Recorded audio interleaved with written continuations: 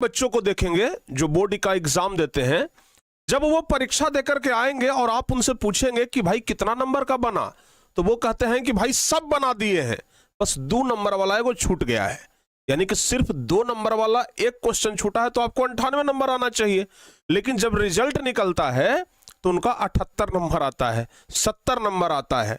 और जब आप उनसे पूछेंगे कह रहे तुम तो कह रहे थे कि हम पूरा बना दिए, तो फिर यहां पर नंबर कैसे कट गया, तो वो यही जवाब देता है कि भाई बना तो पूरा दिए थे, लेकिन नंबर कहां कटा ये पता नहीं। यानी कि आपको एक चीज तो मानना पड़ेगा कि कहीं ना कहीं लिखने का तरीका बहुत डिपेंड करता है। देखिए, अगर आप कॉपी सही तरीके से लिखते हैं तो नंबर आपका नहीं कटेगा।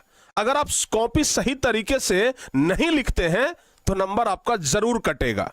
जो कॉपी जांच करने वाले शिक्षक होते हैं उनके पास ये अधिकार है कि वो नंबर आपका बढ़ा भी सकते हैं थोड़ा बहुत और काट भी सकते हैं बहुत ज्यादा। तो प्यारे बच्चों, आप लोगों को इस वीडियो में हम यही बताएंगे कि जब आप बोर्ड एग्जाम देने के लिए जाते हैं, परीक्षा में बैठते हैं, तो किस तरीके से कॉपी लिखें। कुछ वो लॉजिकल चीजें जो आपको भी लगेगा कि नहीं भाई ये तो एकदम बिल्कुल सही बात बोले हैं, और अगर हम ऐसे करेंगे ना तो हमारा नंबर बिल्कुल नहीं कटेगा। और हम प्रत्येक वर्ष बोर्ड एग्जाम के समय ये वीडियो बच्चों को देते हैं और बच्चे इस वीडियो को फॉलो करते हैं और उसके बाद उनका नंबर बढ़ता है, नंबर उनका कटता नहीं है। हम हमेशा बच्चों को एक बात कहते हैं कि नंबर हमारा एक्स्ट्रा मिले या ना मिले ये मैटर नहीं करता है, लेकिन जो हमारा ओरिजिनल नंबर है उसमें से तो कम से कम कटौती नहीं होना चाहिए। जितना हम लिख करके आए हैं वो एक्चुअल हमें मिलना चाहिए। जितना हम अनुमान किए हैं कितना हमारा आएगा तो उतना आना चाहिए। अगर उसमें कटौती हो रहा है इसका मतलब कहीं ना कहीं गलती है। तो उस गलती को कैसे सुधारा जाए हम इस वीडियो में चर्चा करेंगे। यानी कि जब आप परीक्षा में कॉपी लिखने के लिए बैठ गए हैं, आपके सामने कॉपी आ गया है, क्वेश्चन आ गया है, जब लिखना शुरू कर रहे हैं तो इस वीडियो में बताए गए कुछ टिप्स को आप ध्यान रखिएगा। याद करिए, पिछली बार की टॉपर ये लड़की जिसका नाम है प्राची निगम, सीतापुर की रहने वाली ये लड़की 98.5% नंबर ला करके पूरे यूपी में टॉपर बनी थी। और इनका हम एक इंटरव्यू देख रहे थे और इस इंटरव्यू में जब इनसे एक पत्रकार ने पूछा कि आप बताइए किस तरीके से लिखे थे कितना टॉपर बन गए, तो इन्होंने जो जवाब बताया था वो कुछ जवाब भी मिलता जुलता हमारे इस वीडियो से है। यानी कि उनका जवाब भी कॉपी लिखने के ऊपर था कि भाई कॉपी लिखने में सबसे बड़ा चीज होता है कि आप कॉपी किस तरीके से लिख रहे हैं, और वही सब चीज हम आज आपको बताने वाले हैं। यानी कि कहीं ना कहीं इस वीडियो से आपको बहुत ज्यादा फायदा होगा। पूरा इस वीडियो को जरूर देख लीजिएगा। देखिए, सबसे पहला चीज क्या है आपको हम बताते हैं। सबसे पहला चीज क्या है, लिखावट। जो कॉपी का सबसे पहला चीज है, अगर आप मान लिया जाए कॉपी जांच करते हैं तो एक नजर में आपके सामने सबसे पहले आएगा क्या आएगा, लिखावट आएगा। कि आपका हैंडराइटिंग कैसा है बताइए, आएगा कि नहीं आएगा। जो टीचर कॉपी चेक करते हैं वो डायरेक्ट क्वेश्चन तो नहीं पढ़ना शुरू करते हैं कि क्वेश्चन का आंसर सही लिखा है कि गलत। सीधे सबसे पहला 1 सेकंड में उनका ध्यान हैंडराइटिंग पे जाता है। अगर हैंडराइटिंग आकर्षक हो तो उनको लगता है कि भाई लगता है कि लड़का बड़ा दमगर है, इस लड़के में टैलेंट है, इसका कॉपी जरा बढ़िया से चेक करना चाहिए। यानी कि अगर हैंडराइटिंग है तो परीक्षा में कॉपी जांच करने वाले आपके कॉपी को देख करके आकर्षित हो जाते हैं। तो सबसे पहला चीज तो यह है कि हैंडराइटिंग आपका एकदम सही होना चाहिए। दूसरा बात यह, क्वेश्चन लिखने का जो तरीका है, क्वेश्चन लिखने का जो तरीका है वो एकदम साफ सुथरा होना चाहिए। आप जैसे एक एग्जांपल के तौर पर हम ये कॉपी आपके सामने लाए हैं, आप इस कॉपी को देख करके ना 1 सेकंड में ये अंदाज लगा लीजिएगा कि ये 7वां नंबर क्वेश्चन का आंसर है, ये 8वां नंबर क्वेश्चन का आंसर है और ये 9वां नंबर क्वेश्चन का आंसर है। मतलब इसमें कोई घिचपिचाहट नहीं है, इसमें कोई हमें भार ही नहीं लेना है कि भाई इसमें कौन सा नंबर का आंसर है। आप जानते हैं कॉपी जांच करने वाले अधिकांश लोगों से जब हमारा बातचीत होता है तो वो यही कहते हैं कि अगर कॉपी साफ सुथरा है तब तो बढ़िया, अगर कॉपी इरिटेट करने वाला है ना तो हम लोग भी इरिटेट होकर के नंबर दे देते हैं। यानी कि आपको एक बात पर तो ध्यान रखना होगा कि हमारा लिखावट ऐसा हो, हमारा लिखने का तरीका ऐसा हो कि कॉपी जांच करने वाला ना इरिटेट ना हो। कॉपी जांच करने वाला अगर आपकी कॉपी को देख करके इरिटेट हो गया तो वो आपका नंबर काट ले जाएगा। तो हमको क्या करना है, उसके इरिटेशन को रोकना है, अपने कॉपी के दम पर रोकना है। यह भी बात आपको ध्यान रखना है।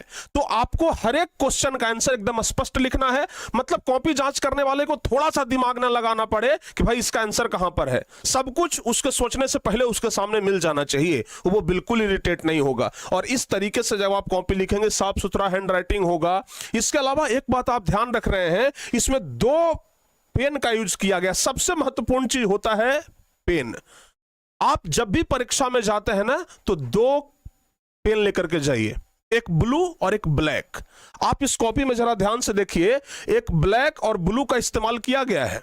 ऊपर का जो हेडिंग है वो ब्लैक से लिखा गया है, थोड़ा बोल्ड लिखा गया है, और नीचे जो है वो ब्लू से लिखा गया है। इससे क्या होता है कि जैसे ही आप ब्लू और ब्लैक का यूज करते हैं तो कॉपी जांच करने वाले को सहूलियत होती है, उनको तुरंत पता लगता है अच्छा ये क्वेश्चन नंबर है, अच्छा ये इसका आंसर है। मतलब दो पेन का यूज तो जरूर करना है, एक ब्लू और एक ब्लैक। कभी भी जेल पेन का यूज मत करिएगा, हम आपको यहां पे सचेत करना चाहते हैं। तो सबसे पहला चीज तो यही है कि दो पेन का इस्तेमाल करिए, एक ब्लू पेन और दूसरा ब्लैक पेन। हर एक विद्यार्थी को ऐसा करना चाहिए। एक पेन से ही अगर आप पूरा कॉपी लिख रहे हैं तो थोड़ा सा ना हैंडराइटिंग भी गड़बड़ाएगा और घिचपिचाहट जैसा ज्यादा लगता है। तो दो पेन का इस्तेमाल करिए। और दूसरी बात, अगर आप कहीं पर भी परीक्षा दे रहे हैं तो कभी भी OMR शीट को जेल पेन से मत भरिए। कई बार अखबारों में भी ये निकलता है कि OMR शीट जेल पेन से ना भरें वरना कॉपी रद्द हो जाएगा। बहुत सारे बच्चे सोचते हैं कि अरे जेल पेन से भरने में बड़ा आसानी होता है। आसानी के चक्कर में आपका नंबर कम आ जाता है। इसलिए जब भी OMR शीट को भरिए जेल पेन से मत भरिए, और OMR शीट को एक बार बड़ा सावधानी के साथ भरिए। ऐसा नहीं कि जल्दीबाजी में हड़बड़ाहट में भर दिए, बड़ा दिक्कत हो जाएगा। तो ये सब छोटी छोटी बातें आप लोग ध्यान रखिएगा। उसके बाद जब क्वेश्चन आपको मिल रहा है तो डायरेक्ट क्वेश्चन देखिए। अच्छा, पहला नंबर क्वेश्चन, आंसर मत लिखना शुरू करिए, पहले इस पूरे क्वेश्चन को एक बार देखिए कि पूरा क्वेश्चन जो है वो कौन कौन सा क्वेश्चन से भरा हुआ है। आसान क्वेश्चन कितने हैं, कठिन क्वेश्चन कितने हैं, ये सब आपको देखना है। और पूरे क्वेश्चन पेपर में जो सबसे आसान क्वेश्चन रहे उसको सबसे पहले बना लीजिए, और जो सबसे हार्ड रहे उसको सबसे लास्ट में टाइम दीजिए। नहीं तो होता क्या है कि स्टूडेंट उल्टा सोचते हैं, करे जो हार्ड है ना उसको पहले बना लेते हैं, उसके चक्कर में समय आपका बहुत ज्यादा बर्बाद हो जाता है, और फिर आसान क्वेश्चन भी लास्ट में छूट जाता है, वो भी समय के अभाव के कारण। इसलिए जो आसान क्वेश्चन है उसको पहले बनाने का प्रयास करिए। पूरा क्वेश्चन पेपर को एक बार ध्यान से पढ़िए। ये सब चीजें कुछ लॉजिकल चीजें हैं। अच्छा, आपको हम फिर से एक बार बता देते हैं, यही चीज तो अभी हम बताए कि जिस क्वेश्चन का आंसर आप कंफर्म जानते हैं पहले उसको बनाने का प्रयास करिए। थोड़ा सा भी अगर डाउट है तो उसमें समय मत दीजिए, क्योंकि एग्जाम में जो समय होता है एकदम लिमिटेड होता है और एक एक सेकंड का महत्व होता है। अगर आप 10 सेकंड भी बर्बाद कर रहे हैं वो 10 सेकंड दोबारा आपको नहीं मिलेगा। इसलिए ज्यादा सोचने समझने में मत समय मतलब गवाइए ही मत, लिखने में आपका समय पूरा खत्म होना चाहिए। ये मत सोचिए कि कौन आसान है कौन कठिन है, लाओ पहले इसको बनाते हैं, अच्छा इसमें कैलकुलेशन में हम 5 मिनट उलझे हुए हैं, वैसे में तो आपका समय बर्बाद होगा ना। तो जो एकदम आसान क्वेश्चन है उसको सबसे पहले बनाने का आप पूरा प्रयास करिए। और ये तो हम आपको सबसे शुरू में ही बोले, सुंदर और स्पष्ट लिखावट। अगर सुंदर लिखावट हो, स्पष्ट लिखावट हो तो कॉपी जांच करने वाले इरिटेट नहीं होते हैं, और नंबर वो आपको इस बात का ध्यान में रख करके देते हैं कि आप एकदम सुंदर लिखे हैं। हो सकता है कि 1-2 नंबर जहां काटने का हो वहां पर भी उनका काटने का विचार खत्म हो जाए। तो इसलिए ये सब चीजों को ना एकदम ध्यान में रख करके। और हां, एक महत्वपूर्ण चीज होता है फिगर। परीक्षा में फिगर का बहुत ज्यादा महत्व होता है। बहुत सारे बच्चे क्या करते हैं कि थ्योरी वाला पार्ट है उसको तो भाई बड़ी बढ़िया से लिखते हैं, खूब बढ़िया से लिखते हैं, और फिगर के लिए जगह छोड़ देते हैं, कह लास्ट में इसको ना बना लेंगे, और पता चलता है कि लास्ट में समय नहीं बचा या लास्ट में फिगर आप छोड़ दिए। फिगर एक ऐसा चीज होता है कि अगर 5 नंबर का फिगर है तो 4 नंबर कोई नहीं देता, अगर बढ़िया फिगर है तो 5 का 5 नंबर आपको मिलता है।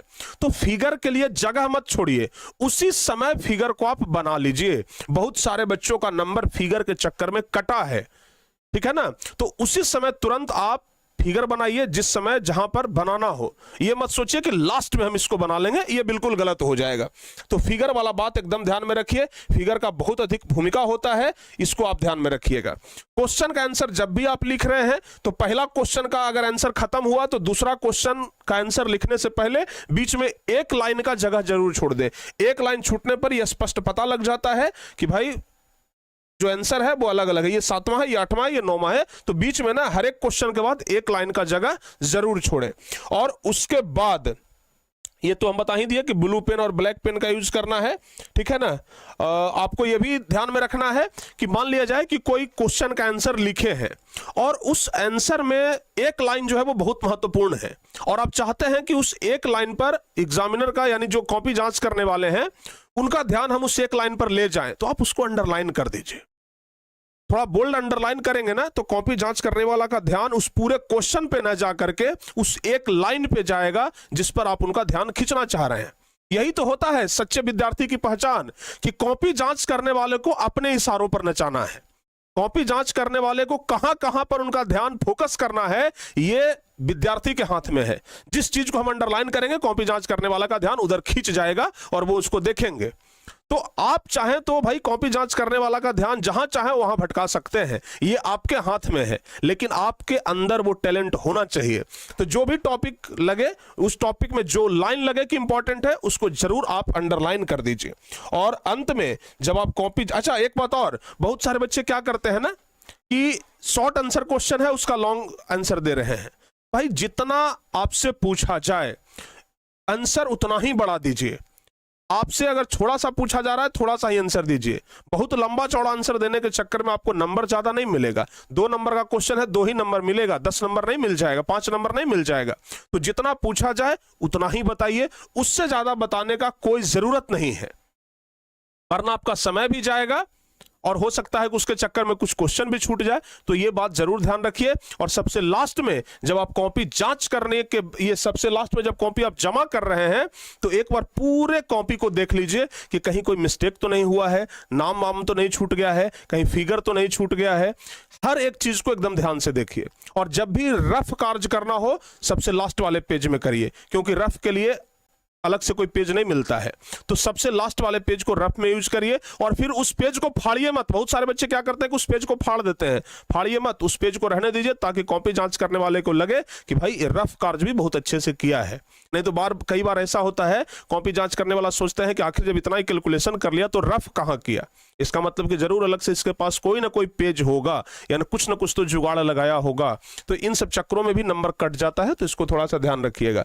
तो ये 10-12 पॉइंट ऐसे हैं जिसको ध्यान में रख करके अगर आप परीक्षा में बैठते हैं, कॉपी लिखते हैं, तो यकीन मानिए आपका 1 नंबर भी इधर उधर नहीं होगा, 1 नंबर का भी नुकसान घाटा आपको नहीं होगा। तो जब भी आप परीक्षा देने के लिए जाएं तो इस बात का जरूर ध्यान रखें कि हमें कॉपी कैसे लिखना है। ये जो 12 पॉइंट बताए हैं इसमें से अगर 10 पॉइंट को भी आप ध्यान में रखते हैं ना, ऐसे तो हम कहते हैं 12 का ध्यान में रखिए, लेकिन अगर पूरा ध्यान में रख करके कॉपी लिखेंगे 1 नंबर आपका नहीं कटेगा। और अगर आपको लगता है कि हम जो बात बताए हैं, जो पॉइंट ये 12 पॉइंट बताए हैं एकदम बिल्कुल सही है, मार्केबल पॉइंट है, तो आप लोग जरूर नीचे कमेंट करिए कि हाँ सर हम इसको जरूर फॉलो करेंगे। हर एक बच्चों का ये कमेंट आना चाहिए कि सर फॉलो इसको हम जरूर करेंगे। यकीन मानिए फॉलो करके देखिए, रिजल्ट के बाद आप बहुत ज्यादा प्रसन्न होंगे, कहेंगे कि नहीं इस एक वीडियो ने हमारा कुछ नंबर तो जरूर बढ़ाया होगा। तो प्यारे बच्चों उम्मीद करते हैं कि ये वीडियो आपको काफी अच्छा लगा होगा। अगर अच्छा लगा हो ना तो अपने दोस्तों के पास भी जरूर शेयर करिएगा। आपके पास जो भी व्हाट्सएप ग्रुप है वहां जरूर शेयर करिएगा। फिर किसी अन्य इसी प्रकार के वीडियो में आपसे मिलेंगे। और अगर आपके मन में भी कोई कॉमन टॉपिक है जिसको लगता है कि हमें उस पर वीडियो बनाना चाहिए या फिर आपको किसी राय की जरूरत है तो आप नीचे कमेंट करके जरूर बताएं। धन्यवाद।